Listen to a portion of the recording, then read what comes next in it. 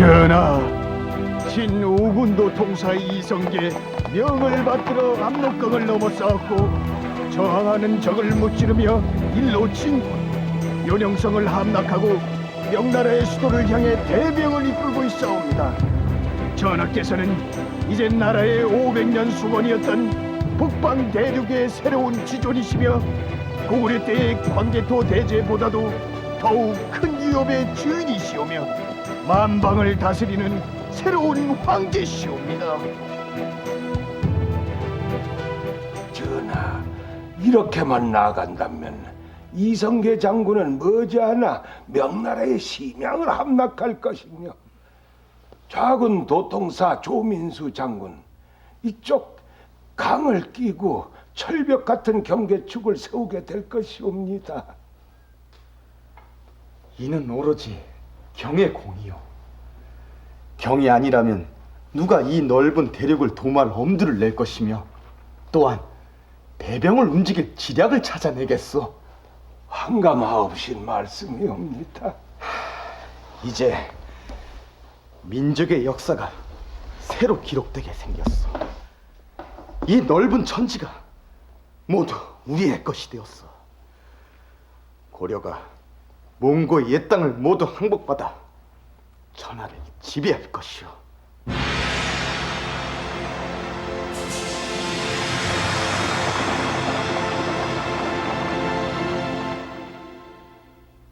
안녕하십니까, 고원정입니다. 방금 보신 것은 고려 말 이성계 장군이 지휘하는 고려 요동정벌군이 압록강을 건너서 그 옛날 광개토 대왕이 정벌했던 고구려의 옛 영토를 되찾는 통쾌한 모습이었습니다. 그러나 이것은 어디까지나 가정이었습니다. 그리고 이는 또 당시 요동정벌을 주장했던 최영 장군의 간곡한 바램이었을 뿐입니다. 역사에서 가정이란 부질없는 일이라고들 합니다. 그러나 당시의 상황을 살펴볼 때 이 같은 가정이 반드시 부질없는 것만은 아니었습니다. 우선 기회만 있으면 옛 땅을 되찾겠다는 생각을 가진 사람들이 많이 있었습니다. 또 쇠퇴하는 원나라와 새로 일어난 명나라가 중국 대륙을 차지하기 위해서 소위 중원에서 치열하게 싸우고 있었던 터라 요동 지역은 힘의 공백 상태에 놓여 있어서 성사 가능성이 전혀 없었던 것은 아니었습니다. 충분히 가능성이 있었던 가정, 만약 이 같은 가정이 정말 현실로 나타났다면 당시의 역사 그리고 이후의 우리 역사는 과연 어떻게 됐을까 궁금해지지 않을 수 없습니다. 요동 정벌이 성공하기는 어려웠겠죠. 당시에 명나라 대군 15만 군이 북원을 치기 위해서 요동을 비우고 있었지만 곧 그 소식을 듣고 우리 고려 군사와 접전을 하게 되고 그 대군이 우리나라에 계속 진격해 들어오게 됨으로써 국내가 전란에 휩싸이게 되고 민생이 그 도탄에 빠지게 됐겠죠. 만약에 요동 정벌을 단행을 해서 우리가 전진 기지로서 요동 일부를 갖다가 확보했더라면은 우리 영토로 환수될 가능성이 있다는 것입니다. 특히 이 뒤에 명나라 대조선 정책이 그렇게 시간이 갈수록 이 뒤에 가중됩니다만은 그런 것들이 완화될 수 있는 조건을 그 당시는 가지고 있었습니다. 그러나 요동을 정벌해서 옛 땅을 되찾겠다는 이 야심찬 계획은 당시 군의 최고 실력자였던 최영과 이 계획의 선봉에 서야 했던 이성계의 갈등으로 좌절되고 맙니다. 그리고 이것이 원인이 되어 끝내는 고려 왕조가 그 막을 내리게 됩니다. 이른바 위화도 회군. 오늘은 이 유명한 위화도 회군 사건을 중심으로 역사의 격변기를 온몸을 던져 헤쳐나갔던 최영, 이성계와 함께 한 시대의 전환기를 살펴보도록 하겠습니다.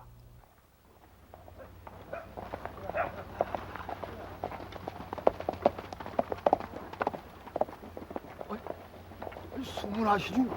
이성계 대감 아닌가? 대단한 어르시지. 이번에 문화시중 최영대감과 함께 이니밀파를 싹 몰아내신 장군이시지. 싸워서 패한 적이 한 번도 없다면서? 활솜씨가 백발백중이라 신궁이라 하지 않는가. 최영 장군과 버금가는 장수가 또 한 사람 나타났구만.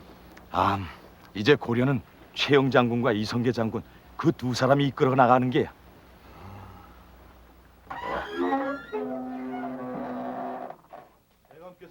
계시옵니다.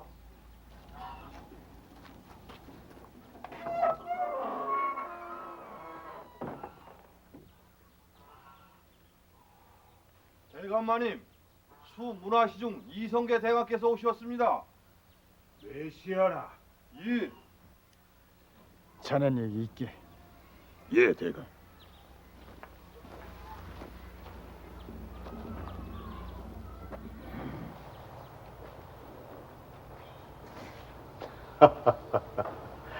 참으로 호쾌한 시물이로군요, 대감.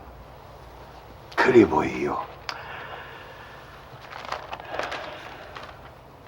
노기상제 살찌게 먹여 시냇물에 씻겨 타고 용천 설악을 들게 갈아 둘러매고 망부에 이국 충조를 세워볼까 하노라. 과연 대감이십니다. 너무 늙었어. 벌써 73이요. 말을 타고 전장을 달리던 때가 엊그제였는데. 한데 어인 부름이시온지. 우리끼리만 얘기를 하고 싶은 게 있어서요. 말씀하시지요. 지난 정월에 장군과 내가 흩어진 민심과 나라의 기강을 위해서 이인임 일파를 숙청했소이다. 사적으로야 그래도 우리를 후원해주던 어른이었소. 하지만 나라를 위한 일이었사옵니다. 바로 그거요. 나라의 부정과 부패를 뿌리뽑기 위해서 부패한 관원과 그 추종자들 천여명의 목을 베수이다. 합당하신 일이었사옵니다. 물론이요.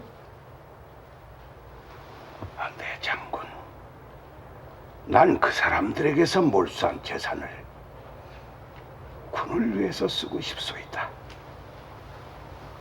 예? 군사가 싸우려면 먹을 것과 활과 칼이 필요.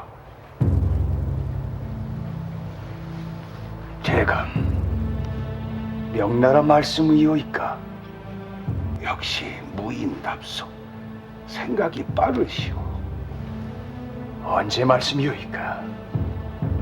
뭐가? 군사를 일으키신다 하셨지 않습니까? 빠르면 빠를수록 좋소이. 명나라는 대국이옵니다. 승산이 있다 보십니까? 물론이요. 장군과 내가 해낼 수 있는 일이. 우린 무장이요.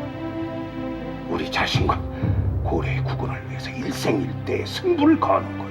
대감, 이미 원나라는 그 힘을 잃었고 북쪽으로 쫓겨갔습니다. 그 넓은 대륙은 이제 명나라가 주인으로 섰고 군사 또한 수십만입니다. 싸움은 힘으로만 하는 것이 아니오. 하오나 천하가 바뀌고 있어이다. 징기스칸이 세운 몽골은 쇠락했어. 명나라도 일어난 지 얼마 안 돼서 제정신을 차리지 못하고 있어요. 아무리 그렇다 하나 명에서는 이번에 처녀 한간이 1000명씩 그리고 소한말 또한 1000필씩을 보내라 한다. 이렇게 간다면 갈수록 핍박이 너무 심해질 것이오. 사실을 보내어 조종을 하면 어떠하올지요? 그렇게 간단치가 않아요. 이 기회에 우리도 뭔가 결단이 필요하오. 더군다나 저들은 몽골을 추적하기 위해 요동 쪽을 비워놓고 있어요. 이번이 적기예요, 대감. 안가박이 모두 적이에요. 나라를 썩게 했던 훈구 원로들을 우리가 힘을 합쳐 제거했어. 이제는 그 힘을 돌려서 지금의 총리격인 문화시중 최영, 그리고 부총리격인 수문화시중 이성계. 당시 두 사람의 관계는 상당히 돈독했습니다. 이성계는 최영을 존경했고 최영은 이성계를 신뢰했습니다.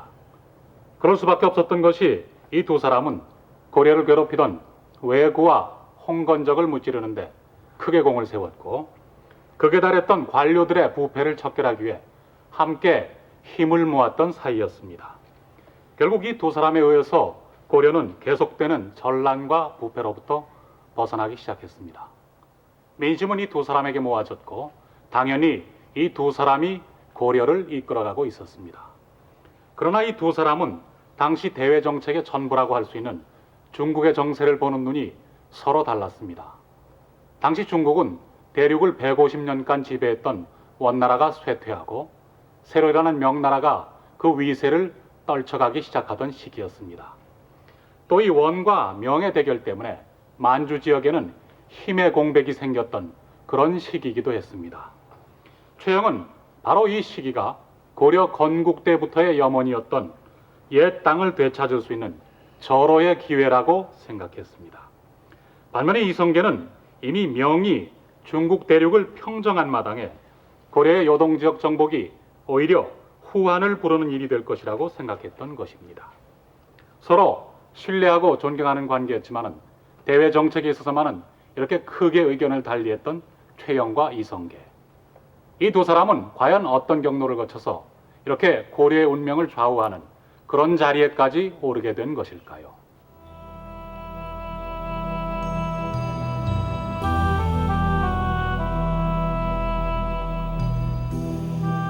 최영은 고려 개국 공신의 후손으로 16살 때 부친 최원직이 숨을 거두기 직전 황금보기를 돌같이 하라는 유언을 받아 일생의 좌우명으로 삼는다. 그는 일찍이 원나라의 지원군으로 파병돼 그곳 반란군과 27차례의 싸움을 모두 승리로 이끌었다.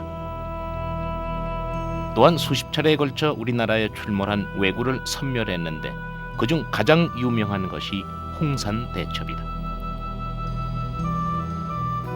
부여까지 침입했던 대규모 병력의 왜구가 삼면이 절벽인 험한 곳에 진치고 있어 모든 장수가 전진하지 못할 때 61살의 백발노장인 최영이 먼저 돌격했다.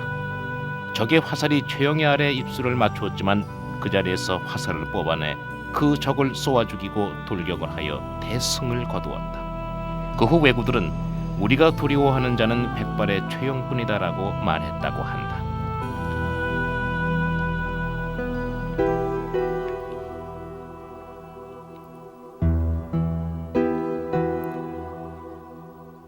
본관이 전주인 이성계는 함경남도 영흥에서 태어났다.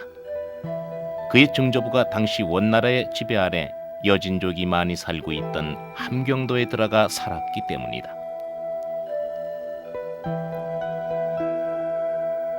이성계가 고려 조정에 알려지게 된 것은 중국 홍건적 10만이 개경을 점령했을 때 약관 27살의 나이로 사병 2천여 명을 거느리고 개경 탈환 작전에 참가하여 제일 먼저 입성하는 공을 세웠을 때였다.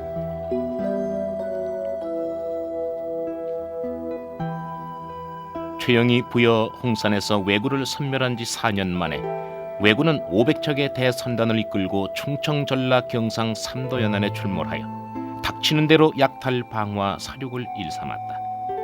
이때 이성계는 이곳 남원군 운봉에서 대규모 왜구들과 일대 접전을 벌인 끝에 적장 아지발도를 사살하고 10배가 넘는 적을 격파했다. 그러나 이성계의 가장 빛나는 전공은 공민왕 19년 11월에 중국 요동성을 공략하여 고구려 옛 땅을 수복했다는 포고문을 낸 것이다. 허나 요동정벌군은 군량미가 떨어져 더 이상 성을 지켜내지 못하고 귀환했다.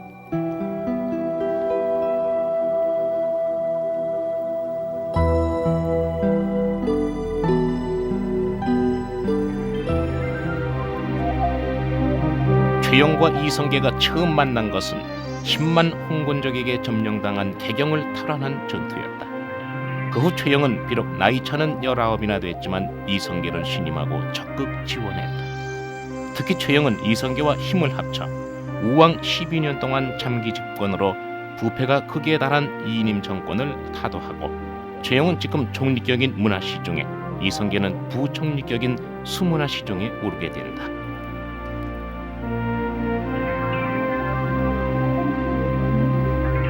서북면 도안무사 최원지 전하께 변경의 급보가 있어 삼가 장계를 올리나이다. 명나라의 요동 도사가 압록강에 이르러 방을 붙여 싸운데 그 내용인즉슨 천령 이북의 땅은 본래가 원나라의 땅이므로 이제부터 그들이 접수하여 관리하겠다 하옵니다. 오만 방자한 짓이오. 본래가 우리 땅인 것을 선왕께서 되찾아 놓으셨는데 다시 내어놓으라니 이런 법이 있어? 명나라가 아국을 능멸해도 이 이상은 없을 것이옵니다. 전하, 단호한 의지가 필요하옵니다. 이를 어쩌면 좋겠소? 소신의 생각으로는 싸우는 것 외엔 방안이 없을 듯 싶사옵니다. 아니 되옵니다. 원나라가 물러난 후 명은 이미 그 힘을 모두 승리하였사옵니다. 나라의 힘이 그에 미치지 못하는데 어찌 함부로 나아가오리까? 군사도 군사 나름이. 명은 오래전에 우리 경계 측의 병력을 북으로 옮겨서 그것은 텅텅 비어있어이다. 차제 요동을 접수하고 진격해 나간다면 상당한 실리를 거두게 될 것이오. 천부당한 말씀이오이다. 원은 세잔하여 쫓기는 나라이었고 명은 일어나는 나라이니 그 결과는 풀을 보듯 뻔하옵니다. 장차 저들이 군비를 단단히 하여 대병을 몰아 내려오면 그를 누가 감당하오리까? 그렇지가 않아요. 한번 기회를 놓치면 다시는 일어설 수 없는 법. 차제 우리도 대륙을 도모하여 국토를 넓히고 병사를 새롭게 뽑아 훈련하고 방비한다면 어느 누가 우리를 없이 여길 것이요. 전쟁은 국가의 대사이옵니다. 흥망이 걸려있는 일이옵니다. 그러니까 일어나야 한다는 거요. 아닙니다. 그럴 때일수록 신중해야 하옵니다. 우리는 작은 나라이었고 명은 대국이 아니옵니까? 공산부원건 공은 어느 나라의 신하요? 나라가 오랜 기간에 걸쳐 능멸을 당하는 이때 그냥 여기서 앉아 수모를 감당하고 있을 참이요. 소신도 고려의 백성에게 드리는 말씀이오이다. 네, 그러면 묻겠소. 경들은 앉아서 나라 땅을 그들에게 바치자는 모양인데 이에 합당하다는 신료들은 말해보. 불가합니다. 그렇다면 명을 치는 게 당연하지 않소? 말들 해보. 불가합니다. 이것도 저것도 불가하다. 대체 어쩌잔 말이오? 전하, 문제의 발단은 저들이 우리의 땅을 내놓으라는 데서 비롯되었으니 일차로 전하께 오서 사자를 보내어 그들의 부당함을 논하는 것이 어떠하오리까? 지도하는 자로 하옵니다.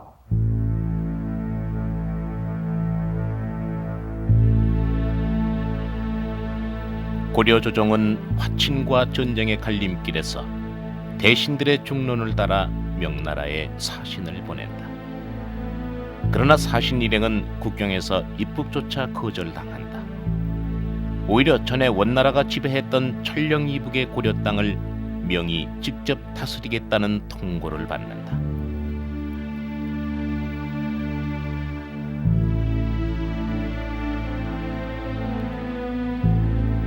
(90년) 동안 원의 통치를 받았던 천령 이북의 고려 땅은 공민왕 때 수복됐다.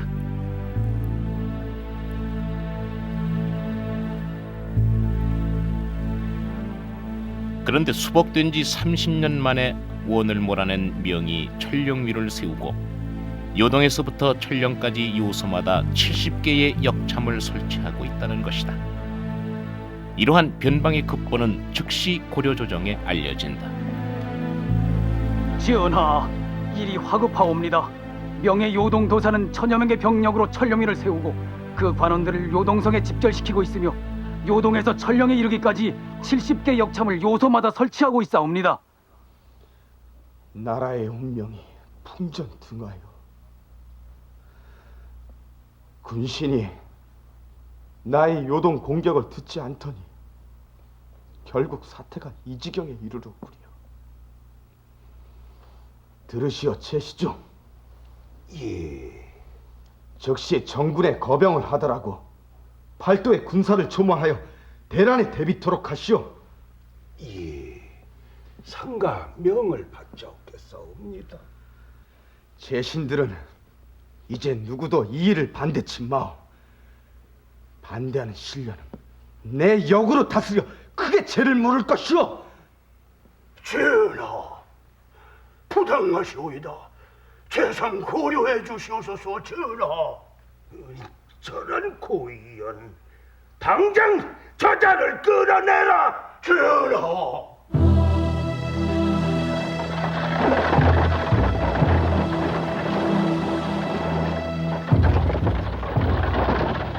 당시 유일하게 요동 정벌을 반대했던 공산보원군 이자송. 그는 결국 퇴영에 의해 유백길에 오르고 그곳에서 사약을 받아 죽게 된다. 이제 고려 조정에서는 그 누구도 감히 요동 정벌을 반대할 수 없게 됐고 우왕은 전국에 병력 통원령을 내린다.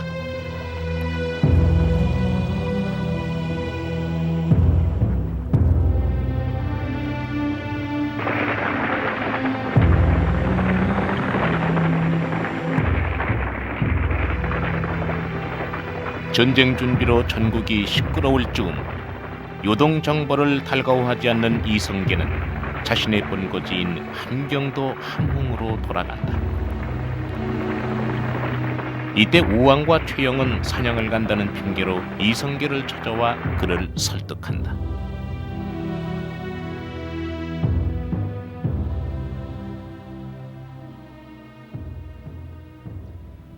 수문하시죠. 일은 이미 돌이킬 수 없게 됐소.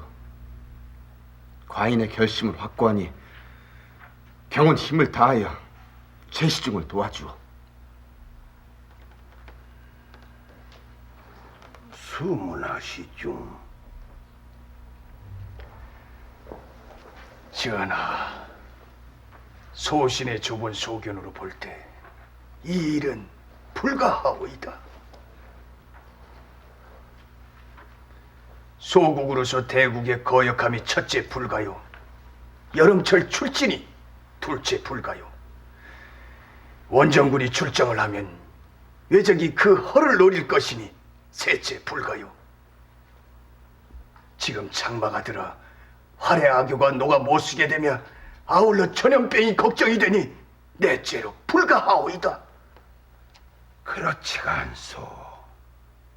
전쟁은 언제나 어려운 법, 만사는 때가 있는 법이요. 이번에 도모치 못하면 영영 우리는 그 기회를 찾을 수가 없을 것이요.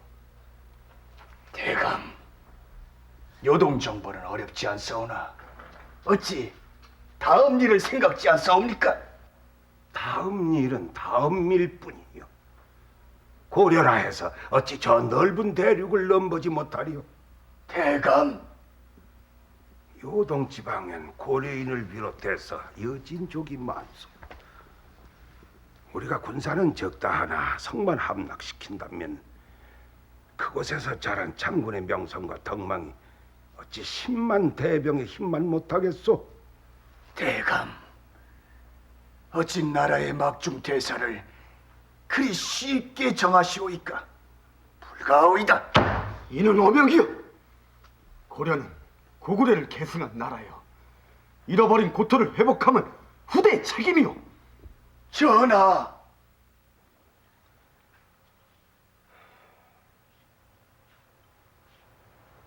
최시중, 예, 이성계 장군의 이야기에도 일견 일리가 있는 것 같습니다. 물론이옵니다. 이 장군은 소신과 더불어 가장 많은 전쟁을 경험한 장수이옵니다. 하오나 이번 요동 정벌은 하늘이 준 기회이옵니다. 고려 500년 사직에 이런 호기는 없었사옵니다. 이 장군도 싸움터에서 늙은 군인이옵니다. 필경은 전하의 큰 뜻에 따를 것이옵니다. 그럴게요. 그렇고 말고. 양보하지 마시옵소서.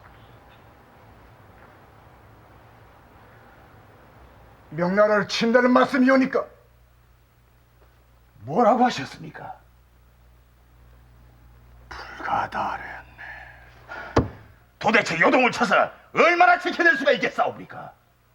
바깥을 칠 때는 먼저 안에 판단해야 하옵니다.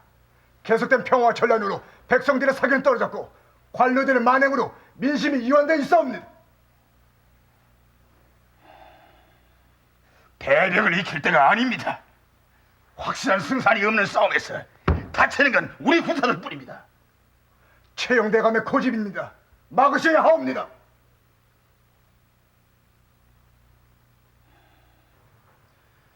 이 전쟁은 처음과 끝이 오로지 경에게 달렸어. 장군도 아시다시피 난 무려 27차례나 저들과 싸운 경험이 있어. 저들은 장군과 나를 두려워하오. 요동 정벌은 대대로 이어져온 고려의 꿈이었지 않소. 어찌 그것을 물어오리까? 그리고 장군이나 나 같은 사람에게 이런 영예스러운 일이 언제 또다시 있을 것 같소? 대감의 뜻이 정녕 그러하오시면 시기를 좀 더 늦추시옵소서. 전하를 서경에 머물게 하시고 가을을 기다려 출사케 하시오면 장마를 걱정할 이유 없겠고 군사들의 식량 걱정 또한 아니할 것이옵니다. 이미 팔도에 영을 내리어 군사를 일으켰으니 중지할 수가 없어. 전하, 소신의 청을 한 번 더 헤아려 주소서. 전하, 이미 추진 중인 일이니 거두기엔 너무 늦었어. 이성계의 반대에도 불구하고 우왕과 최영은 요동 정벌을 위한 전쟁을 결정합니다. 그런데 우리는 이 같은 결정 과정을 지켜보면서 한 가지 짚어봐야만 할 점이 있음을 알 수가 있습니다. 왕과 군의 최고 지휘관인 최영의 설득에도 불구하고 이성계는 왜 끝까지 이를 반대했는가? 또 요동 정벌을 성공시키기 위해서는 반드시 앞장을 서야만 할 이성계가 그토록 반대를 하는데도 불구하고 최영은 왜 끝까지 이를 주장했는가? 이 부분을 이해하기 위해서는 당시의 상황을 좀 더 깊이 알아볼 필요가 있습니다. 이성계의 장군으로서 성장 과정은 배후에서 최고 후원자는 다름 아닌 최영이었습니다. 이렇게 해서 그 세력이 성장했을 뿐만 아니라 이미 공민왕 말기에 요동 정벌을 수임을 성공적으로 했던 경험이 있습니다. 그리고 바로 여진은 그 세력권이 이원화되어 있습니다만은 동북 여진이 이제 서북 여진이 있죠. 압록강 건너쪽에 이 여진들을 회유 복속하는데도 상당한 주요한 실적을 가지고 있는 것이 이성계입니다. 더군다나 이 전쟁을 단행하는 전약의 대구택가, 즉 이념 세력을 제거해서 거만한 이런 재산을 환수해 가지고 정비를 충당해서 전쟁을 보다 더 효율적으로 수행했던 이런 전차에서 이성계의 위치라는 것은 최영의 입장에서는 가장 신임했던 것이고, 바로 공백기인 우리의 구토, 고조선의 영토요 고구려의 영토였던 만주에 대해서 기득권을 주장하는 것은 실제로 그런 보고문이 전하고 있을 뿐만 아니라 가능성이 있었던 것입니다. 일반 그 농민의 입장에서 당시에는 경제적으로 볼 적에는 이미 그 고려 후기부터 확대되어 오던 농장이 크게 확대되었고, 그 농장이라는 것은 이 권세가가 불법적으로 농민들의 그 땅을 침탈하는 그런 과정에서 성장된 것이기 때문에 농민들이 땅을 잃고 유망하는 경우가 많았습니다. 그리고 이 농민들은 이 자기가 경작하는 땅의 지주가 몇 명인지도 모르는 상태에서 이중 삼중의 그 수탈을 당해야만 되었기 때문에 그 농민들의 그 당시 사회 또는 정치에 대한 불만은 대단히 컸습니다. 그렇기 때문에 이런 상황 하에서 또한 또다시 그 군사 징발을 해서 전쟁을 치른다는 것은 민중의 지지를 받을 수 없는 그런 것이라고 봅니다.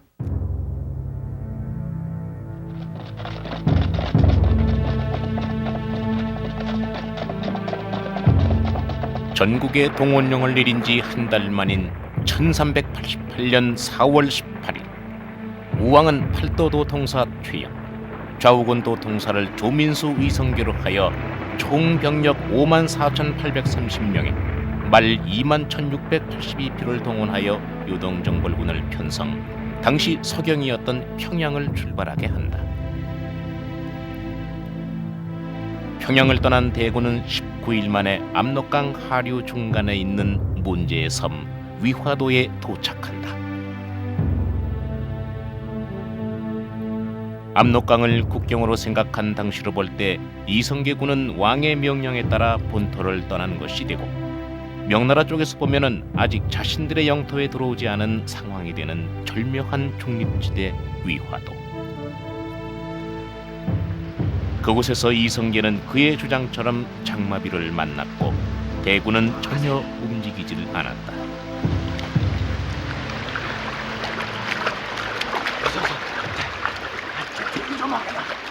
소리가 좀 만들어 어쩌겠어. 나도 자국 쪽 군역에서는 분명히 넘게 도망을 쳤다는데 뭘 그래도 개지금 나갔어. 어서 여기 왜 놈들이냐? 공안의 탈주병들이로구나. 썩 나오지 못했고 내 이놈들 어서 나오지 못해.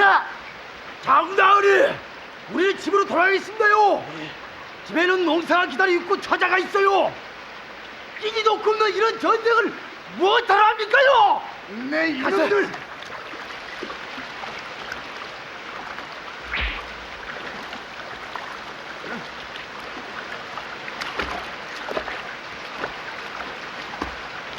탈주병들이 옵니다, 장군.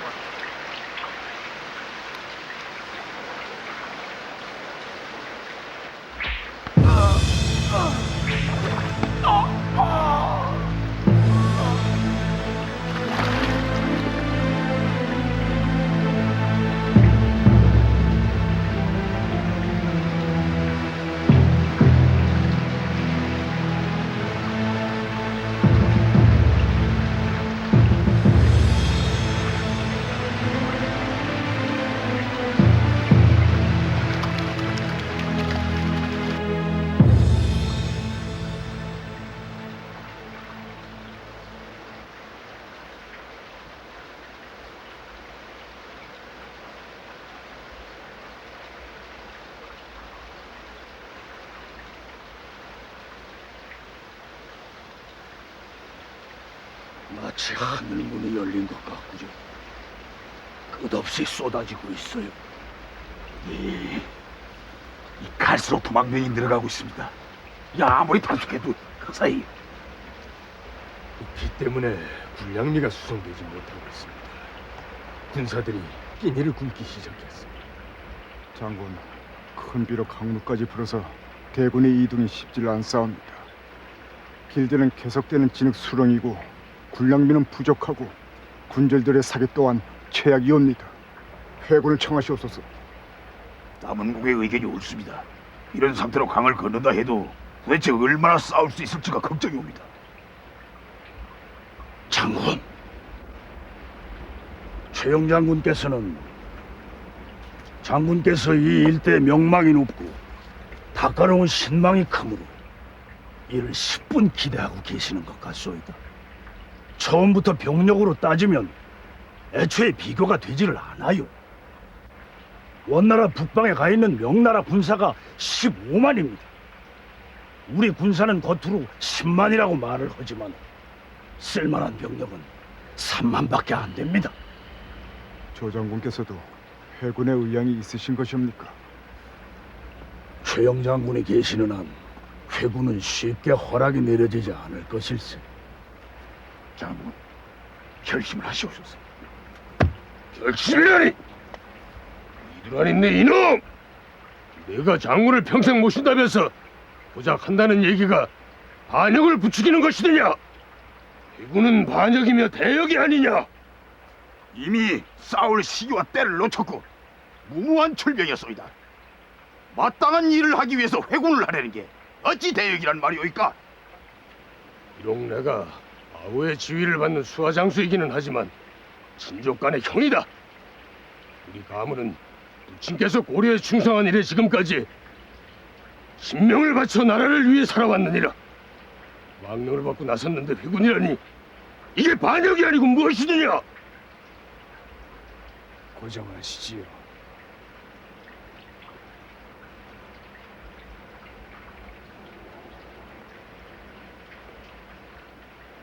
처음부터 불가한 출병이었습니다.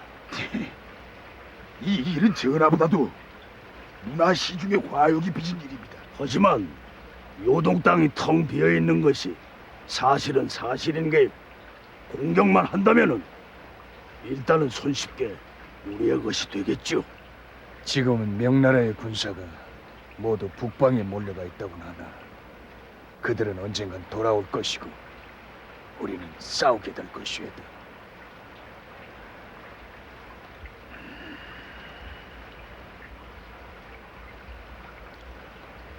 훗날에 승산이 적어요. 바로 그 부분의 부족함을 최시중은 이 장군께 의지하고 계시는 겁니다. 요동 땅은 거의가 고려와 여진족들입니다. 그들은 오래전부터 이 장군을 신처럼 두려워하고 있습니다. 그들의 인심을 수습만 한다면은 저 넓은 대륙은 확실하게 고려의 영토가 될 수 있다는 계산인 게지요. 제가 여진 출신이라서 하는 말이지만은 이 여진족은 고려의 통치를 반가워하지 않습니다. 조 장군, 어차피 이 일은 우리 두 사람이 결정한 일입니다. 전하께 회군을 청하십시다. 허락하지 않으실게요. 그래도 올려서 청해 보십시다. 아니 되네. 왕명을 거역하지 말게. 회군은 아니 되네. 이것은 대형무도한 일일세.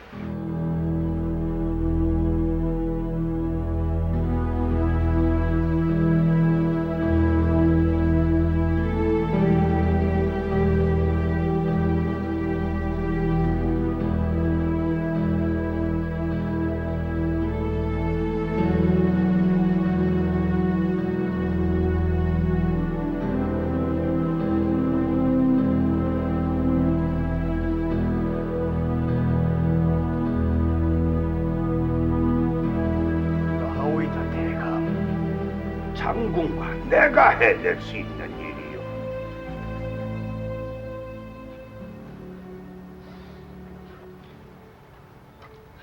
대감께서는 어찌 기울어져 주저앉은 낡은 배를 붙들고 먼 바다를 가려 하시옵니까? 장군, 우리는 지금 세 배, 네 배를 만들고자 하는 것이 명분만 원나라 쪽에 걸어놓고 비어있는 땅을 가지러 가자는 거예요. 하오나 대감, 이 조정에 대감 한 분 외에 누가 있어 그 큰 뜻을 헤아리오리까?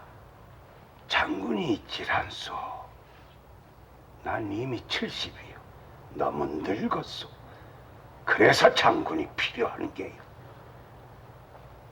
사람들은 소장들과 장군을 친명파라고 하고 나와 늙은 재상들을 친원파라고 하고 있어.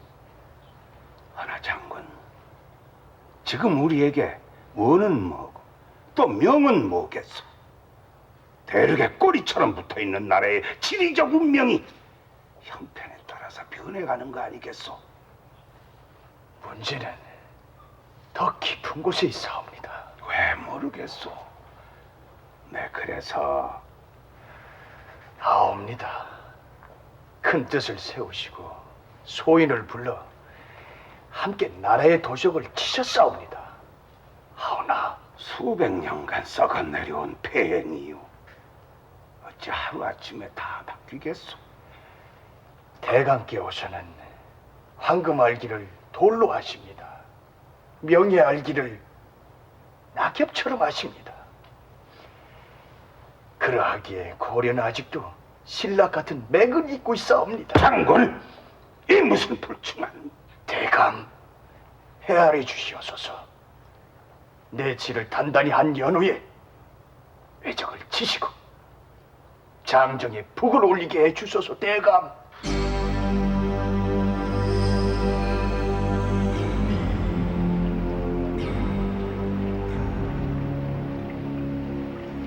대감마님, 정방에서 연통이 왔사옵니다. 무엇이냐? 유화도에서 전령을 보내왔다 하옵니다. 알았다. 자비를 차리거라. 예, 대감마님.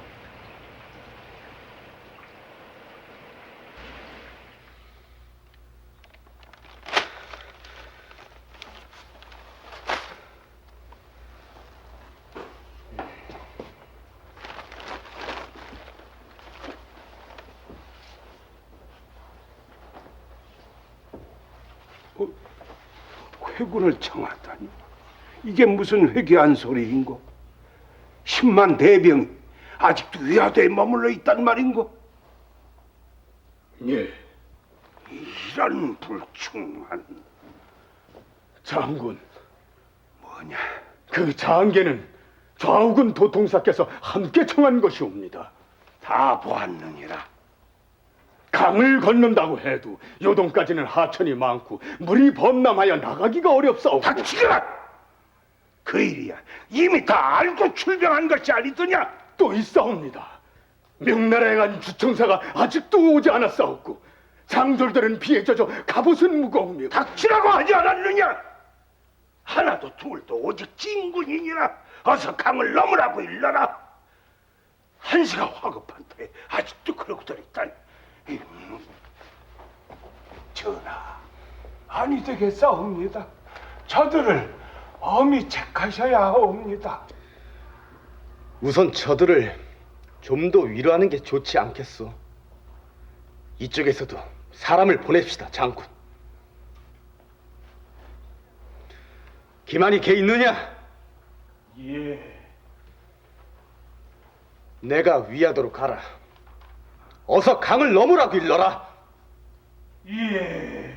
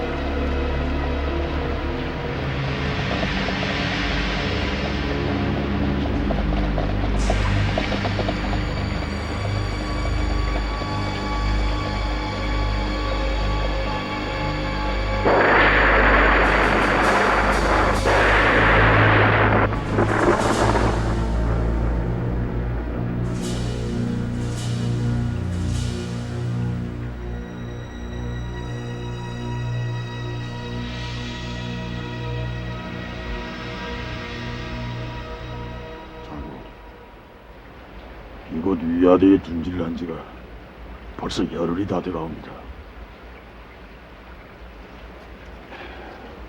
군사들의 사기는 떨어졌고 좌우군 할 것 없이 도망덩들이 속출하고 있사옵니다. 예전에도 저희는 요동성을 함락한 적이 있었사옵니다. 허나 바로 굴량미 때문에 그 빼앗은 성을 다시 내주고 돌아온 적이 있지 않았사옵니까? 하물며 이 우기에 장군!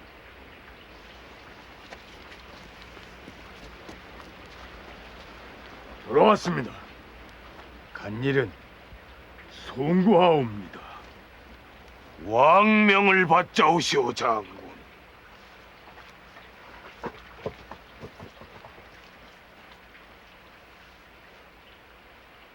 좌우군 도통사 조민수와 이성계는 들으라.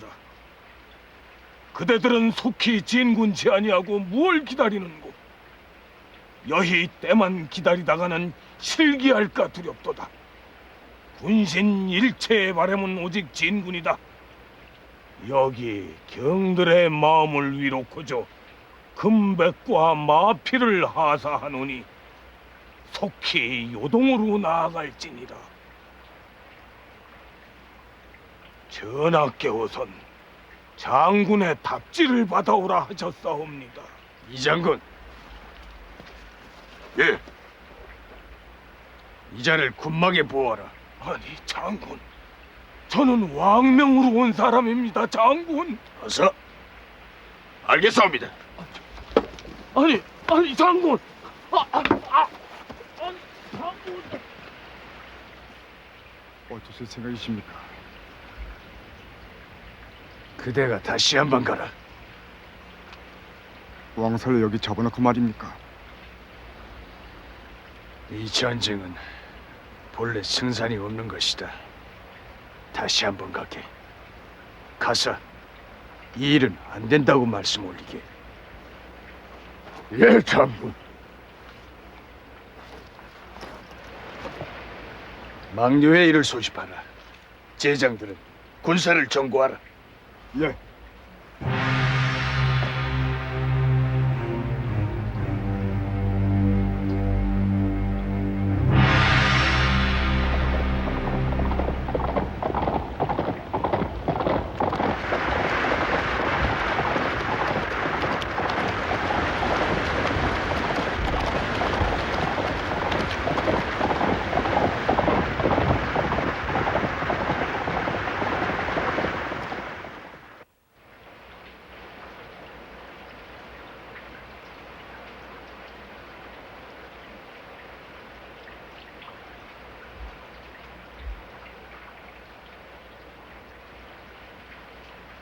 어쩌실 생각이오? 이번에도 우리의 청이 안 받아들여지면 우리 오군 회군할 것입니다. 그럼 우리 좌군 혼자서 강을 건너란 말씀이오? 지휘권이 반으로 나뉘었으니 난 내 병력을 인솔해 가겠소. 장군, 이건 반역이오. 반역이 아니오, 회군이오.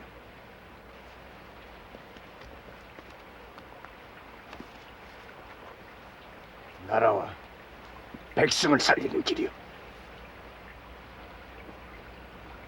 그럼 나도 동참을 하리다. 반쪽으로 싸울 수는 없는 일이 아니오.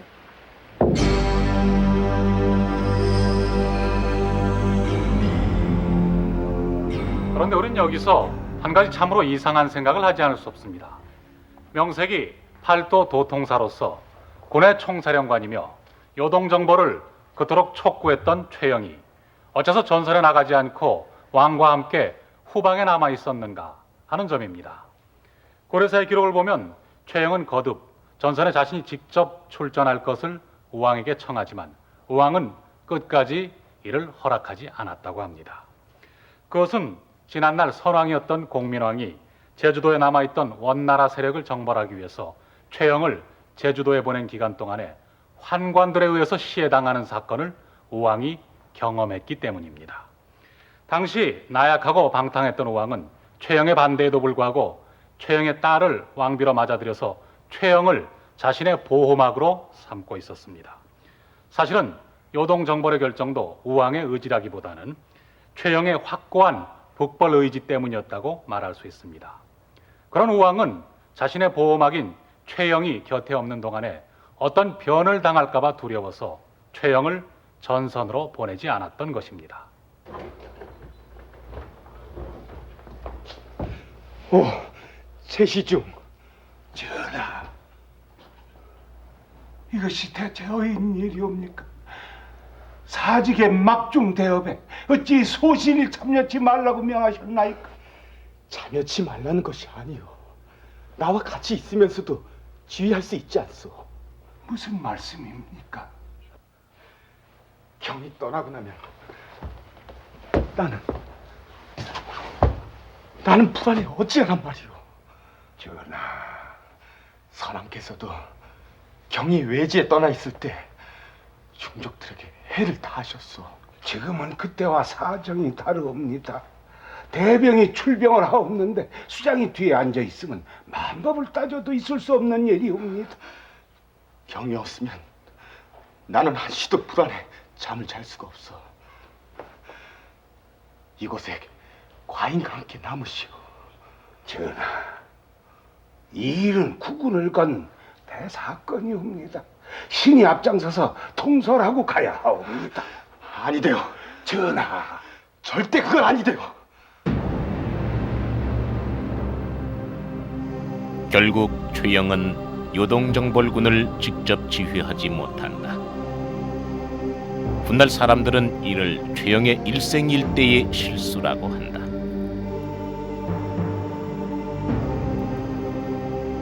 위화도에 머문 지 15일 만인 5월 22일 이성계는 재차 돌아온 전령의 보고를 받고 위화도에서 회군을 시작했다.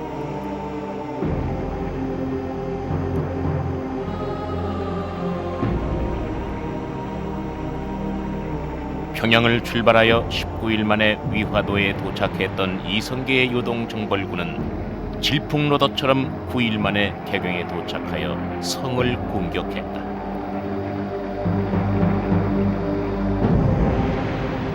우왕과 최영은 급히 군대를 모집하여 개경을 지키게 했으나 워낙 대군이 몰려오므로 하룻밤을 넘기지 못하고 개경은 함락됐다.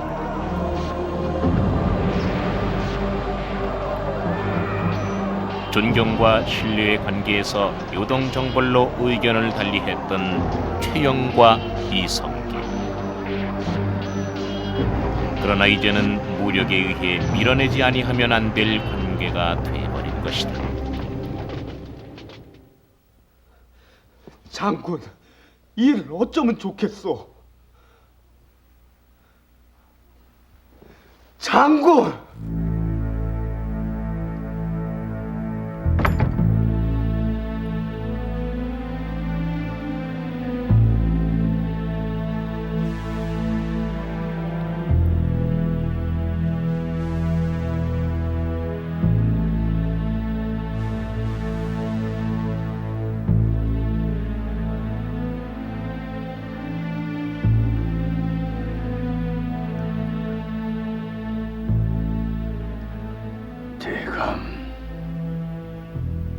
이와 같은 일은 소인의 본의가 아니었습니다. 어찌 회군의 청을 끝내 물리쳐서 합니까? 천재 이루의 기회가 물거품이 되었구려.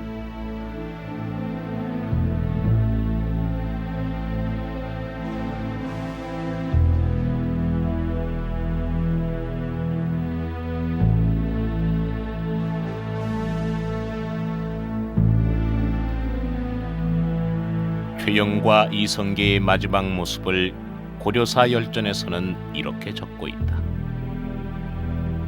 최영은 왕에게 제배하고 왕은 최영의 손을 잡고 울며 작별했다.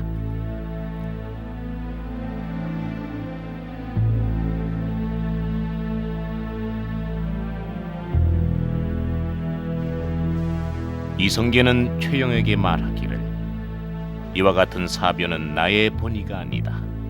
그러나 요동 공략은 대의에 거슬릴 뿐만 아니라 국가를 위태롭게 하고 백성을 괴롭혀 원성이 하늘에 이르렀기 때문에 부득이한 일이었다. 부디 잘 가라 하고 둘이 마주 서서 울었다. 그리고 고봉에 귀양 보냈다. 최영은 1년 동안 귀양을 가 있다가 결국 참수형을 당하게 됩니다. 죄목은 공요, 즉 요동을 공격하려 했다라는 것이었습니다.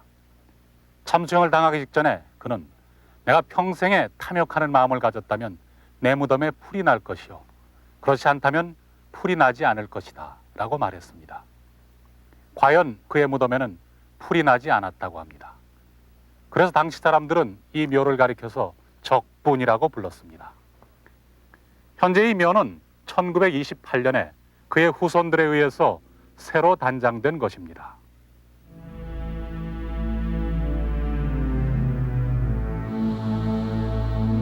이곳은 태조 이성계의 건원릉입니다.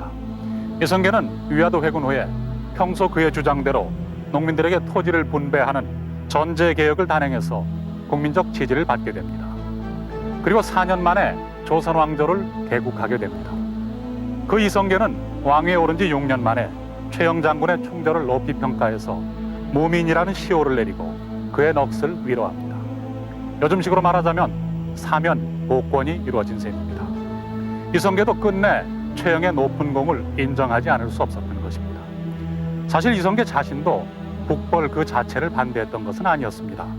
그것은 조선 개국 후에 여러 차례에 걸쳐서 북벌을 계획하고 그것을 실천에 옮기려고 했던 사실에서 찾아볼 수 있습니다. 어쨌든 역사에서 최영은 패자로, 이성계는 승자로 남았습니다. 그러나 훗날 사람들이 승자인 이성계 못지않게 패자인 최영을 기리고 있는 것은 무엇 때문일까요? 우리는 여기서 역사가 반드시 승자만의 기록은 아니다 하는 것을 발견하게 됩니다.